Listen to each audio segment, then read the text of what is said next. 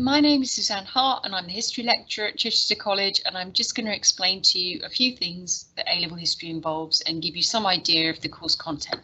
This is my classroom that you can see in the background, so bear with me. I'm just going to share my screen with you.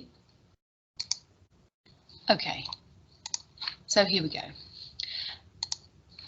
If you have any questions, you can drop me an email at any point and ask me questions. I'm more than happy to do that. So I've just put my email there in the PowerPoint. There are three components to A-level history. There is a breadth paper on the British Empire, a depth paper on the causes of the American Revolution and War of Independence, and there is a third component which is coursework or non-examined assessment. The history requires a great deal of reading and writing. So if you don't like reading or you don't like writing essays, maybe history's not for you. I do have to say that there is a great deal of written content. And if you like research or you like writing essays, then history is the right subject for you. The first topic that we look at is looking at the American Revolution. So we look at the reasons for the War of Independence, and we look at how America wins the war, and we look at how they create the United States. So if you're an Alexander Hamilton fan, we do look at Alexander Hamilton in the second year. And we look at whether he really is such a great hero, or does he have some weaknesses as well. We look at what George III as well, and was he really a tyrant and as bad as he seems. So this is quite good for understanding the American Constitution. For example, we look at why they create the Electoral College, and this helps explain why Hillary Clinton, in terms of the popular vote, got more votes than Donald Trump in the last election, but wasn't elected as president. So we understand how modern America works by looking at this unit, and we also understand a bit about American history and things that we know about, like Independence Day from films and things. This helps explain why the Americans behave in that way. If you like depth studies at GCSE, so if you like the Russian Revolution or you like German history, you know it's a good meaty story. There's a lot of political history here. Then the American Revolution topic will appeal to you. It's just like a depth study you do at GCSE. This is the textbook that we use. You're going to need to buy your own textbook, and this is the one that we start with in September. I suggest you don't buy it yet. Wait until you start the course. See how you go. The second examine unit is on the British Empire, and we start this in January of the first year.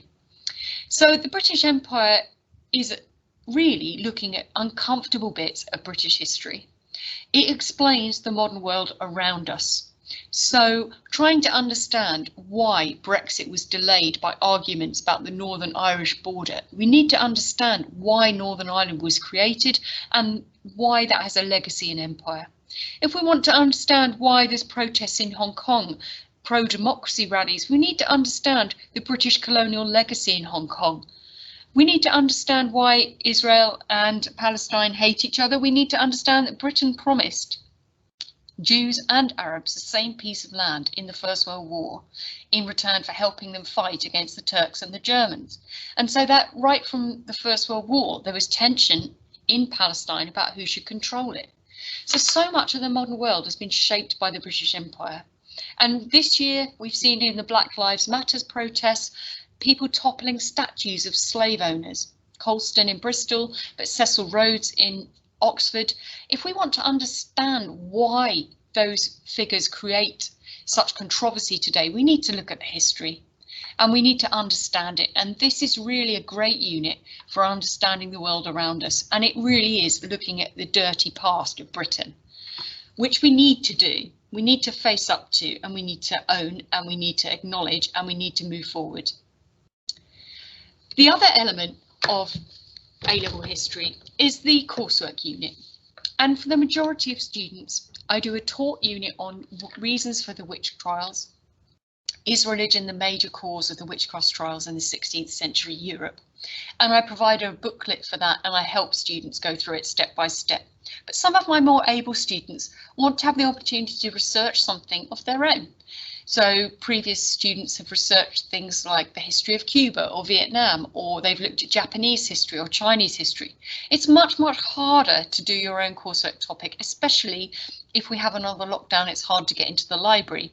You have to write an essay of 4,500 words. It has to cover 100 years. There have to be 2 academic historians that are disagreeing about something, and you have to be able to access primary source material as well. So it's up to you. You will have some choice about your coursework. The majority of students do choose to do witchcraft. Is an interesting topic. You do look at whether it's gender or bad weather or religion or literature that's a reason for the witch craze. So we've got some pictures here of Matthew Hopkins' witch trials. You know, it tended to be women that were targeted in witch trials. Is that because they hated women?